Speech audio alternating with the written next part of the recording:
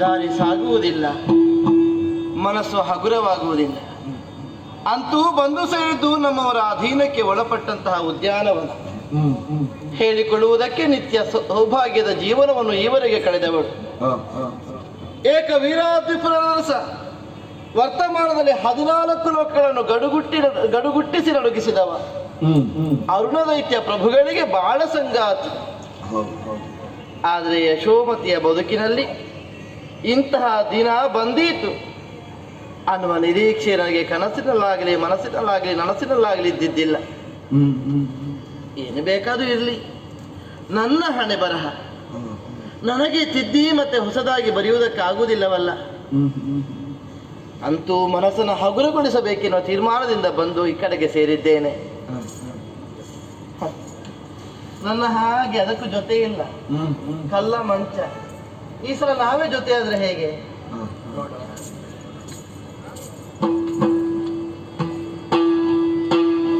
ನೊಂದು ಬೇಡಿದಳ ರಾಸಿ ಕಮ್ಮಿ ಹೋದು ಮಗ, ನೊಂದು ಬೇಡಿದಳ ರಾಸಿ ಕಮ್ಮಿಯುವುದು ಮಗ, ವಿರಸ ಬಂದಿಹುದೇ ತವ ಕಾತ ನೋಡಲೇ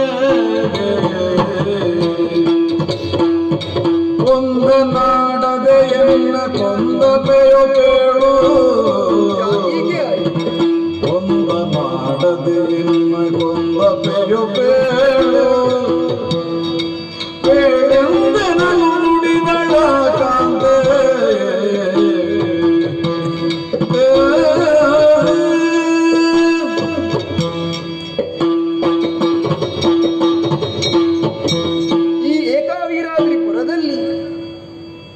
ಯಶೋಮತಿ ಅಮ್ಮನವರ ದಾಸಿಯಾಗಿ ಇರುವವಳು ಈ ಮಾಲಿನಿ.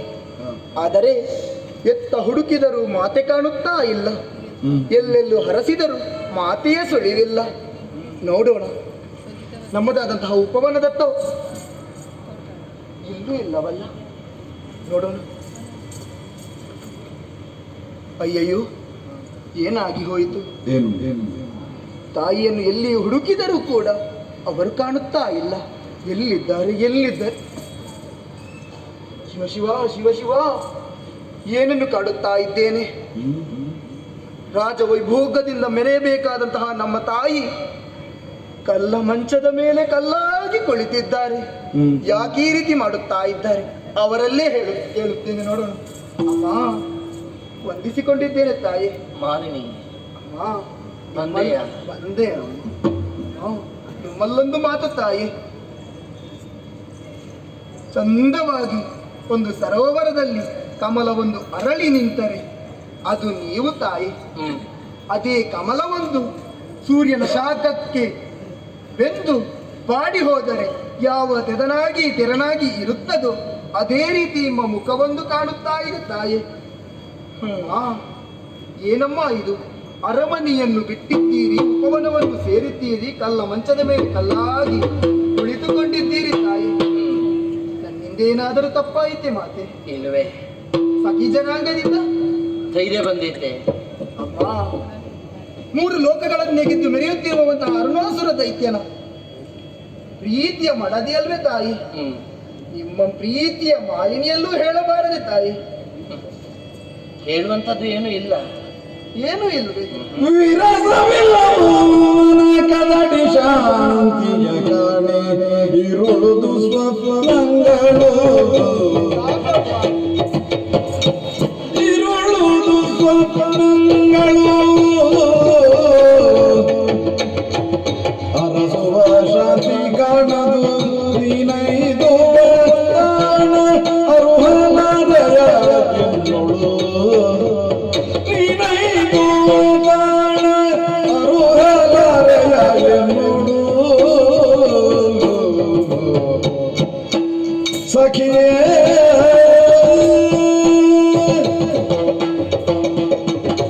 ನಿನ್ನ ಅಂತರಂಗ ನನಗೆ ಸ್ಪಷ್ಟವಾಯಿತು. ಮಾಲಿನಿ, ಅಮ್ಮ, ವಿರಸ, ಸುಮಧುರವಾದ ದಾಂಪತ್ಯ ಜೀವನದ ಸುಖವನ್ನು ಉಂಡವಳು ಈ ಯಶೋಮತಿ. ನಿನ್ನ ಗ್ರಹಿಕೆ ತಪ್ಪಾಗಿ ಹೋಯಿತು. ಯಾಕಮ್ಮ? ನಾನು ನಿನಗೆ ಹೊಸಬಳೇನೂ ಅಲ್ಲ. ಅಲ್ವೇ ಅಲ್ಲ? ಎಳವೆಯಿಂದಲೇ ಜೊತೆಯಾಗಿ ಬೆಳೆದವರು. ನಿಜ.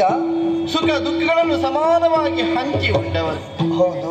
ನನ್ನ ನೋವು, ನನ್ನ ಸಂತಸ, ನಿನ್ನ ಸಂತಸನ ನೋವು, ಈ ವ್ಯತ್ಯಾಸವನ್ನೇ ನಾವು ಗಮನಿಸಿದ್ದಿಲ್ಲ.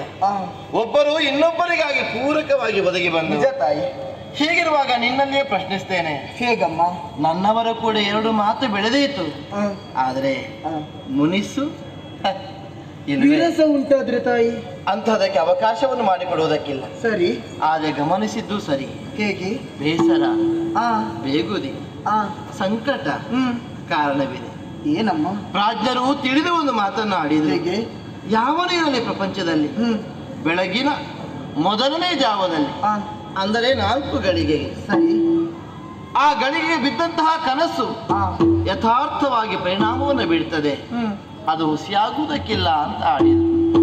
ಅನುಭವಿಸಿ ಹೇಳಿದ್ರು, ಅದನ್ನ ತಿಳಿದು ಆಡಿದ್ರು. ಯೋಚಿಸುವಾಗ ನನಗೆ ಹೆದರಿಕೆ ಆಗ್ತದೆ. ಯಾಕಮ್ಮ? ಕಂಡ ಕನಸು ಅಂತಹದ್ದು ಸಖಿ. ಅಮ್ಮ, ಈಗ ನಿಮಗೆ ಚಿಂತೆ ಕನಸಿನ ಮೇಲೆ? ಹೌದು. ನೀವು ಏನು ಹೇಳ್ತೀರಿ ತಾಯಿ? ನನಗೆ ದಿವಸಕ್ಕೆ 4 ಬಾರಿ ಕನಸು ಬೀಳ್ತದೆ. ನಾನೇ ಚಿಂತೆ ಮಾಡುವುದಿಲ್ಲ, ನಿಮ್ಮ ಜೊತೆ ಇರ್ತೇನೆ ಯಾವಾಗ್ಲೂ. ಹಾಗೆ ಕನಸು ಬೀಳುವವರಿಗೆ ಮಲಗಿ ರಾತ್ರಿ ಆಗಬೇಕು ಅಂತಿಲ್ಲ. ಬೆಳಗ್ಗೆ ನಿದ್ರಿಸಿದವರಿಗೂ ಕನಸು ಬೀಳುತ್ತದೆ. ಕೆಲವರು ಮಲಗಿದ್ರೆ ಹೇಳುವುದಿಲ್ಲಮ್ಮ. ಅಂತದ್ದಲ್ಲ ಅಲ್ವೇನೆ? ಮತ್ತೆ ನಾನು ವಿನೋದಕ್ಕಾಗಿ ಆಡಿದ್ದಲ್ಲ. ಮತ್ತೆ ಹೇಗಮ್ಮ? ಯಥಾರ್ಥವನ್ನು, ನನ್ನ ಭಯದ ಹಿಂದಿನ ಕಾರಣವನ್ನು ಬಿಚ್ಚಿಡುವುದಕ್ಕೆ ಮುಂದಾದದ್ದು. ಭಯವೇ? ಹೌದು. ಯಾವುದೋ ಒಂದು ಸಾಮಾನ್ಯವಾದ ಕನಸೇ ಹೌದು ಅಂತ ಆದ್ರೆ ವಿನೋದವಾಗಿ ಸ್ವೀಕರಿಸಬಹುದಿತ್ತು. ಸರಿ. ಆದ್ರೆ ಇದು ಅಂತಹದ್ದಲ್ಲ. ಮತ್ತೆ ನನ್ನವರ ಕುರಿತಾದ ಕನಸು, ನಿಮ್ಮವರ ಕುರಿತಾದ ಕನಸು, ನನ್ನವರ ಭವಿತವ್ಯಕ್ಕೆ ಒದಗಿದಂತಹ ಸಂಚಕಾರದ ಕುರಿತಾಗಿ ನನ್ನಲ್ಲಿ ಭೀತಿ ಮನೆ ಮಾಡಿದೆ. ಮತ್ತೇನು ಅಲ್ಲ. ಏನಮ್ಮ? ನನ್ನವರು ರತ್ನ ಖಚಿತವಾದ ಸಿಂಹಾಸನವನ್ನೇರಿ ಕುಳಿತ ಕಾಲಕ್ಕೆ ಸುತ್ತುವರಿದ ಪಾಠಕರ ಜಯಘೋಷ, ಅರುಣದೈತ್ಯ ಪ್ರಭುಗಳಿಗೆ ಜಯವಾಗಲಿ, ಉಘೆ ಉಘೆ ಉಘೆ. ನನ್ನಲ್ಲಿ ನಾನು ಸಂತೋಷವನ್ನು ಅನುಭವಿಸುತ್ತಿದ್ದೆ. ಸರಿ. ಮನದೊಳಗೆ ಹೆಕ್ಕಿಕೊಳ್ಳುತ್ತಿದ್ದೆ. ಆದರೆ ಆ ಸಂತೋಷ ಹೆಚ್ಚು ಹೊತ್ತು ಹಾಗೆ ಉಳಿದಿಲ್ಲ. ಮತ್ತೆ ಉಳಿಯಲಿಲ್ಲ, ಜಾರಿ ಹೋಯಿತು. ಯಾಕಮ್ಮ ಈ ಮಾತು? ಮರು ಗಳಿಗೆಯಲ್ಲಿ ನನ್ನ ಕನಸಿನ ಚಿತ್ರಣ ಬದಲಾಯಿತು ಸಖಿ. ಯಾವ ರತ್ನ ಖಚಿತವಾದ ಸಿಂಹಾಸನವನ್ನು ಏರುವುದಕ್ಕೆ ನನ್ನವರು ರತ್ನ ಗಂಬಳಿಯನ್ನು ಮೆಟ್ಟಿ ದಾಟಿ ಬಂದರು. ಆ ರತ್ನ ಗಂಬಳಿ ನಾನು ನೋಡುತ್ತಿದ್ದಂತೆಯೇ ರಕ್ತದ ಮಡುವಾಯಿತು ಸಖಿ. ಏನು ಹೇಳ್ತಿದ್ದೀರಿ ತಾಯಿ? ಏರಿ ಕುಳಿತಿದ್ದ ಎನ್ನರಸ ದಪ್ಪನೆ ಜಾರಿ ಬಿಟ್ಟು ಶಿವ ಶಿವ ರಕ್ತದ ಮಡುವಿನಲ್ಲಿ ಕೊಚ್ಚಿ ಹೋಗುತ್ತಿದ್ದಂತಹ ಭೀಕರ ಸ್ಥಿತಿ. ಕೈಯನ್ನ ಮೇಲಕ್ಕೆತ್ತಿ ಯಾರಾದರೂ ಒಮ್ಮೆ ಬಂದು ನನ್ನನ್ನು ಹಿಡಿದು ಆಧರಿಸಿ ಹೀಗೆ ಹತ್ತು ಗೋಗರೆದರು. ಯಾರಿಗೆ ಅನ್ನವನ್ನ ಕೊಟ್ಟು, ಯಾರಿಗೆ ಆಶಯವನ್ನ ಕೊಟ್ಟು, ಯಾರಿಗೆ ಬದುಕಿನ ಅರ್ಥವನ್ನು ಕೊಟ್ಟು ನನ್ನವರು ಈವರೆಗೆ ನಡೆಸಿಕೊಂಡರು, ಅವರಾರು ಮುಂದೆ ಬರಲಿಲ್ಲ.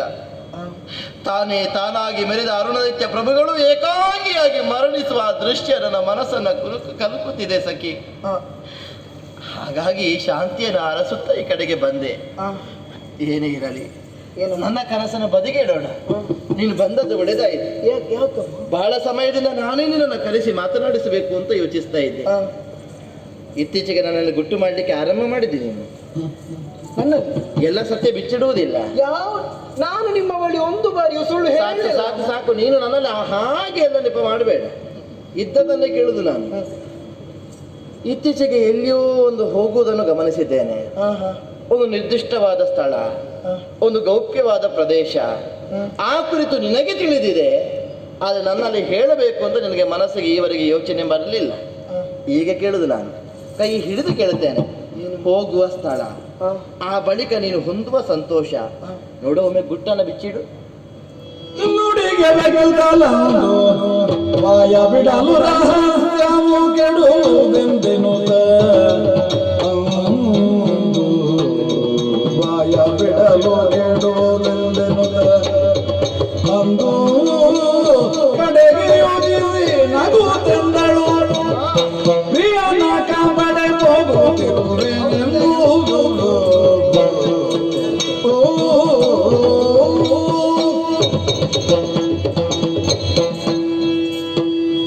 ಅಮ್ಮ, ಅಯ್ಯಯ್ಯೋ, ಏನಾಗಿ ಹೋಗ್ತಾ ಉಂಟು. ತಾಯಿಯ ಬಳಿ ಸತ್ಯವನ್ನೂ ಹೇಳುವುದಾಗುವುದಿಲ್ಲ. ಸುಳ್ಳು ಹೇಳಿದೆನೆಂದಾದರೆ, ಮಾತಿಗೆ ನಾ ಸುಳ್ಳು ಹೇಳಿದೆನೆಂದರೆ, ಅಯ್ಯೋ, ಪ್ರಭುಗಳಿಗೆ ಗೊತ್ತಾದರೆ ನನ್ನ ಶಿರವನ್ನೇ ಕತ್ತರಿಸಿಯ. ಹೌದೇನೆ, ನಾನು ನಿನ್ನಲ್ಲಿ ಪ್ರಶ್ನಿಸಿದ್ದು ಆ ಮರದ ಬುಡವನ್ನು ಸೇರಿ ನಿನ್ನಷ್ಟಕ್ಕೆ ಆಕಾಶ ನೋಡಿ ಮಾತಾಡ್ತೀಯಲ್ಲ ನೀನು. ಓ, ನೀವು ಅಲ್ಲಿ ಹೋದ್ರಮ್ಮ. ಅಮ್ಮ, ಅದು ಎಂತದ್ದು? ಅದು ಸೀರೆ ಸೆರಗು. ಹೌದಮ್ಮ, ಅದು ಏನಂದ್ರೆ ಈಗ ಹೇಳಲೇಬೇಕಾ? ಅದಕ್ಕೆ ಕೇಳಿದೆ ನಾನು, ಇಲ್ಲದಿದ್ದ ಹಾಗೆ ಬಿಟ್ಟು ಕಳಿಸ್ತಾ ಇದ್ದೇನೆ ನಾನು. ನಾನು ಎಲ್ಲಿಗೆ ಹೋಗ್ತೇನಮ್ಮ? ಅರಮನೆ ಬಿಟ್ಟರೆ ಉಪವನವನ್ನು ಬಿಟ್ಟರೆ ಅರಮನೆಗೆ ಬರುವುದು ನಾನು. ಹೌದು, ಅದು ಹೋಗುದು ಜೊತೆ ಇಲ್ಲಲ್ವ ನಾವು. ಒಮ್ಮೊಮ್ಮೆ ನಾನು ಒಬ್ಬಳೇ ಹೋಗ್ತೇನಮ್ಮ. ಮತ್ತೆ ಉಪವನ ಬಿಟ್ಟು ಮತ್ತೆ ಅರಮನೆಗೆ ಬರುದಲ್ವ? ಹೌದೌದು. ಇದು ಬಿಟ್ಟು ಬೇರೆ ಎಲ್ಲಿ ಹೋಗ್ತೀನಿ ಅಂತ ಕೇಳಿದೆ ನಾನು. ಬೇರೆ ಎಲ್ಲಿ? ಬಟ್ಟೆ ಮಡಿ ಮಾಡುವುದಕ್ಕೆ ಬೇಕಾಗಿ ಹೋಗ್ತೇನೆ. ಎಲ್ಲಿ? ಹೊಳೆ ಬದಿಗೆ. ಬೇರೆಯವರಲ್ಲಿ ನೆಪ ಹೇಳೋದನ್ನ. ಏನ್ ನಮ್ಮಲ್ಲಿ ನೀರಿನ ವ್ಯವಸ್ಥೆ ಇಲ್ಲ ನಿನಗೆ? ಯಾಕಮ್ಮ? ನಿನಗೆ ಹೊಳೆ ಬದಿಗೆ ಹೋಗಿ ಆಗಬೇಕಾ? ಉಳಿದ ಸಖಿ ಬಳಗದ ಹಾಗೆ ಅಲ್ಲ ನಿನ್ನ ಸ್ಥಿತಿ ಇಲ್ಲಿ. ಸತ್ಯ ಹೇಳೆ. ಈಗ ಸತ್ಯ ಹೇಳಲೇಬೇಕಮ್ಮ. ಸತ್ಯ ಹೇಳಬೇಕು. ಅದು ಅದು ಅಮ್ಮ, ನಾನು ನನ್ನ ಪ್ರಿಯನನ್ನು ಇಲ್ಲಿ ಬಾರು.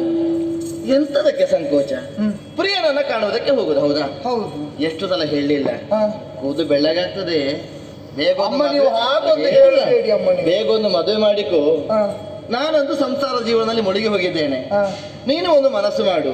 ಸಂಕೋಚ ಹೌದು ಅಂತಾದ್ರೆ ನಾನೇ ಒಂದು ಹುಡುಗನನ್ನ ಹುಡುಕಿ ಒಳ್ಳೆಯ ಮನೆತನವನ್ನು ಗಮನಿಸಿ ನಾನು ನನ್ನವರ ಸಹಿತ ನಿನ್ನಗೆ ಬೇಕಾದಾಗ ಮದುವೆ ಮಾಡಿ ಕೊಟ್ಟು ಕಳಿಸಿಕೊಡ್ತೇವೆ ಅಂತ ಆಡಿದ್ದೇನೆ. ಹೌದಾ? ಹೌದು. ಹೇಳಿದನ ಇಲ್ವಾ? ಹೇಳಿದ್ದೀನಿ. ಮತ್ತೆ ಅದನ್ನು ಮುಚ್ಚಿ ಬರಬಾಡ್ಲಿಕ್ಕೆ ಏನು? ಈಗ ನನಗೆ ಸತ್ಯ ಹೇಳಬೇಕು. ಎಲ್ಲಿ ಹುಡುಗ, ಯಾರು ತಂದೆ, ಯಾರು ತಾಯಿ, ಯಾವ ಕುಲ, ನೋಡ್ಲಿಕ್ಕೆ ಹೇಗಿದ್ದಾನೆ, ನನಗಿಂತ ದಪ್ಪಗಿರ್ಬೇಕು, ನನಗೆ ಸ್ವಲ್ಪ ಎತ್ತರಕ್ಕಿರಬೇಕು. ಹೇಳನ್ನೇ ಕಷ್ಟ ಆಯ್ತಲ್ಲ. ಈಗ ಸಿಕ್ಕಿಕೊಂಡಾಗೆ ಅಮ್ಮ. ಅದು ಅದು ಅದಲ್ಲ, ಅವರು ಅವರು ಹೇಗಿದ್ದಾರೆ ಅಂತ ಕೇಳಿದ್ರು ನಾವು. ಅವರು ಯಾರಂತ ಗೊತ್ತುಂಟು. ಅದು ಅದೇ ಅವರು ಯಾರಂತ ಗೊತ್ತುಂಟು. ಅದು ನಾನು ಪ್ರೀತಿಸಿದವರು. ಅದು ಗೊತ್ತಿಲ್ಲ. ಅಂದ್ರೆ ಪರಿಚಯ? ಅವರ ಪರಿಚಯ ಉಂಟು, ಅವರ ಮನೆಯವರ ಪರಿಚಯ ಇಲ್ಲ. ಫಲ ಸಮಯ ನನಗೆ ಸರಿ ಉಂಟು. ಅಲಂಕಾರ ಕೆಟ್ಟು ಹೋಗಿದೆ ಅಂತ ಆಡಿದ ನಾನು.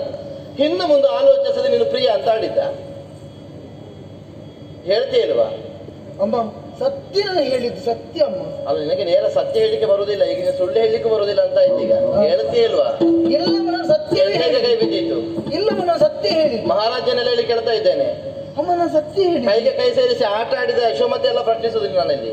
ಅಮ್ಮ, ನಾನು ಸತ್ಯ ಹೇಳುವುದಮ್ಮ. ಮುಖ ತೋರಿಸ್ಬೇಡಿ, ಹೋಗಿ. ಸಂಕಟವೇ ಹೋಗಿ. ಹಾರುವ ಹಕ್ಕಿಗೆ ರೆಕ್ಕೆ ಬಲವಂತೆ. ಆ ರೆಕ್ಕೆಯನ್ನೇ ಕತ್ತರಿಸಿದರೆ ಅದಕ್ಕೆ ಹಾರುವುದಕ್ಕೆ ಶಕ್ತಿ ಎಂಬುವುದೇ ಇಲ್ಲವಂತೆ. ಚಿಕ್ಕವರಿಂದಲೂ ನಾವು ಇಷ್ಟು ದೊಡ್ಡವರಾದ ತನಕವು ಒಂದಾಗಿ ಜೊತೆಯಾಗಿ ಇದ್ದವರು ನಾವು. ಆದರೆ ಅಮ್ಮನಿಗೆ ನಾವು ಬೇಡವೆಂದಾದರೆ ಇನ್ಯಾಕೆ ಇಲ್ಲಿರಬೇಕು? ರೆಕ್ಕೆ ಕತ್ತರಿಸಲ್ಪಟ್ಟ ಹಕ್ಕಿಯೊಂದು ತನ್ನ ಒಂದು ಹೊತ್ತಿನ ಹಸಿವಿಗೆ ಬೇಕಾಗಿ ಏನನ್ನಾದರೂ ಹುಡುಕುವುದಿಲ್ವೇ? ನನಗೂ ಒಂದು 3 ಹೊತ್ತು ಊಟ ಬೇಕು ಅಂತ ಇಲ್ಲ, ಒಂದು ಹೊತ್ತು ಸಿಕ್ಕರೆ ಸಾಕು. ಇರಲಿ, ಅವರ ಅಂದ ಚಂದವನ್ನು ಕಾಣುತ್ತಾ ದೂರದಿಂದಲೇ ನೋಡ್ತೇನೆ. ನಾನು ಹೋಗ್ತೇನೆ. ಏನೇ? ನಾವು ಹೋಗ್ತೇನಮ್ಮ. ಎಲ್ಲಿಗೆ ಹೋಗುದು ನೀನು? ನೀವೇ ಹೇಳಿದರು. ಏನೋ ಒಂದು ಉದ್ವೇಗದಲ್ಲಿ ಆಡಿಬಿಟ್ಟೆ, ಯಥಾರ್ಥ ಅಲ್ಲ ಅದು. ನನ್ನ ನೋವು ಸಂಕಟ ನನಗೆ ಅರ್ಥವಾಗುವುದಿಲ್ವೇನೆ? ಮತ್ತೆ ಯಾಕೆ ಮುಚ್ಚು ಮಾರೆ? ಯಾರು ಏನು ಎತ್ತ ಹೇಳು. ನಾ ಸತ್ಯವನ್ನು ಹೇಳಿದ್ದೇನೆಂದಾದರೆ ಮಹಾರಾಜರು ನನ್ನ ಶಿರವನ್ನು ತೆಗೆದು ಧೈರ್ಯ ನಾನು ಕೊಡ್ತೇನೆ, ಹೇಳು. ಅಮ್ಮ, ಸತ್ಯ ವಿಚಾರವನ್ನು ನಿಮ್ಮಲ್ಲಿ ಬಿತ್ತರಿಸುತ್ತಾ ಇದ್ದೇನೆ ತಾಯಿ. ಅನತಿ ದೂರದಲ್ಲಿದೆ ಒಂದು ವನ. ಆ ವನದಲ್ಲಿ ಒಂದು ಆಶ್ರಮವಿದೆ ತಾಯಿ. ಯಾರದ್ದು? ಅಲ್ಲಿ ದಿವ್ಯ ಸ್ವರೂಪಿಗಳಾದಂತಹ ಒಬ್ಬರಿದ್ದಾರೆ, ಜಾಬಾಲಿ ಮಹರ್ಷಿಗಳು. ಹಾಗಾದ್ರೆ ಪ್ರಿಯನಲ್ಲ, ಪ್ರಿಯನಲ್ಲ, ಲೋಕಪ್ರಿಯನ ಲೋಕಪ್ರಿಯನ ಕುರಿತಾಗಿ ಆತನ ಬಳಿ ಸಾಗಿ ಅವರು ಹೇಳುವಂತಹ ಮಂತ್ರ ಪಠನಗಳನ್ನೆಲ್ಲ ಕೇಳಿ ಮನಸ್ಸನ್ನು ಹಗುರಗೊಳಿಸುತ್ತಾ ಇದ್ದವಳು ತಾಯಿ ನಾನು. ಮನಸ್ಸಿಗೆ ಬೇಸರವಾದಾಗ ಅವರ ಮಾತುಗಳನ್ನು ಕೇಳಿ ಸಂತೋಷ ಪಡುತ್ತಾ ಇದ್ದವಳು ತಾಯಿ ನಾನು. ಇಷ್ಟು ಒಳ್ಳೆ ಸಂಗತಿ ಈವರೆಗೆ ನನ್ನಲ್ಲಿ ಹೇಳದೆ ಉಳಿದೆಯಲ್ಲ. ಅಮ್ಮ ಇಲ್ಲಿ ಬಾ ಅಮ್ಮ, ಇನ್ನೇನು ನೆಪ ಮಾಡ್ಲಿಕ್ಕಿಲ್ಲ. ಯಾಕೆ ನನ್ನನ್ನು ಕರ್ಕೊಂಡು ಹೋಗ್ಬೇಕು ನೀನು. ಆಗುವುದಿಲ್ಲ ಅಮ್ಮ, ನಾನು ನಿಮ್ಮನ್ನೇನಾದರೂ ಕರೆದುಕೊಂಡು ಹೋದರೆ ನನ್ನ ಶಿರವನ್ನು ತೆಗೆಯುವ ಬದಲು ನಿಮ್ಮ ಶಿರವನ್ನು ತೆಗೆದರೆ ನನಗೆ ನೀವೆಲ್ಲವೆಂದಾಗುತ್ತದೆ ತಾಯಿ. ನೀನು ತಲೆ ಹೋಗುವ ವಿಷಯ ಬಿಟ್ಟು ಬಿಡಿ ಒಮ್ಮೆ. ತೆಗೆಯುವುದು ಯಾರು? ನಿಮ್ಮವರು. ಎಲ್ಲಿ ನನ್ನ ತಲೆ ಕಾಣುದಿಲ್ಲ ಅಂತ ಆಗಾಗ ಕತ್ತು ಉದ್ದ ಮಾಡಿ ನಿಂತಿದ್ದಾರೆ. ಅವ್ರನ್ನ ತಲೆ ತೆಗಿತಾರ? ಅವರನ್ನು ನೋಡುವಾಗಲೇ ಭಯವಾಗ್ತದಮ್ಮ. ಈಗ ಭೀತಿ ಎಂತದಕ್ಕೆ? ಎಲ್ಲಿಯಾದ್ರೂ ಹೋಗುವ ವರ್ತಮಾನ ನನ್ನವರಿಗೆ ತಿಳಿದ್ರೆ ಹೇಳಿದ್ರೆ ಧೈರ್ಯ ಬಂದಿದೆ ಇಲ್ಲಿ ಯಾರಿಗಾದರೂ? ಕಂಬಕ್ಕೂ ಕಿವಿ ಇರ್ತದಮ್ಮ, ಹೇಳಲಿಕ್ಕೆ ಆಗ್ತದ? ಅದು ಕಂಬಕ್ಕೂ ಕಿವಿ ಇದ್ದಿರಬಹುದು. ನಮ್ಮಲ್ಲಿ ಕಿವಿ ಇದ್ರು ಬಾಯಿ ಬರದ ಕಂಬಗಳಿದೆ. ಹಾಗಾಗಿ ಅಷ್ಟೇ ತಲೆ ಬಿಸಿ ಮಾಡಬೇಡ. ಸರಿ, ಕೇಳಿದ್ರೆ ಏನಾದ್ರೂ ಒಂದು ನೆಪ ಮಾಡೋಣ. ಹಾಗೆ ಸುತ್ತಾಡಿಕೊಂಡು ಬರುವುದು ಅಂತ ಹೇಳಿದ್ರೆ ಆಯ್ತು. ಒಂದಿಷ್ಟು ದೂರಕ್ಕೆ ಪ್ರಯಾಣಕ್ಕೆ ಹೊರಟದ್ದು ಅಂತ ಹೇಳಿದ್ರೆ ಆಯ್ತು. ಹೊತ್ತು ಕಳೆಯುವುದಕ್ಕೆ ಸಖಿ ಬಳಗದವರೆಲ್ಲ ಜೊತೆಯಾಗಿ ಹೋಗುದು ಅಂತ ಆಡಿದ್ರೆ ಆಯ್ತು. ನೀನು ಎಂತದ್ದೇ ನೆಪ ನಾನು ಮಾಡ್ತೇನೆ. ನೀವು ಹೇಳ್ತೀರಲ್ಲ, ಏರಿ ಹೋಗುವುದಕ್ಕೆ ವ್ಯವಸ್ಥೆ ಆಗಬೇಕು. ಹೌದು, ಹೇಗೆ? 2 ಧವಳ ಬಣ್ಣದ ಅಶ್ವಗಳು ಕಾಣಿಸ್ತದಲ್ಲ, ಏರಿ ಹೋಗೋಣ.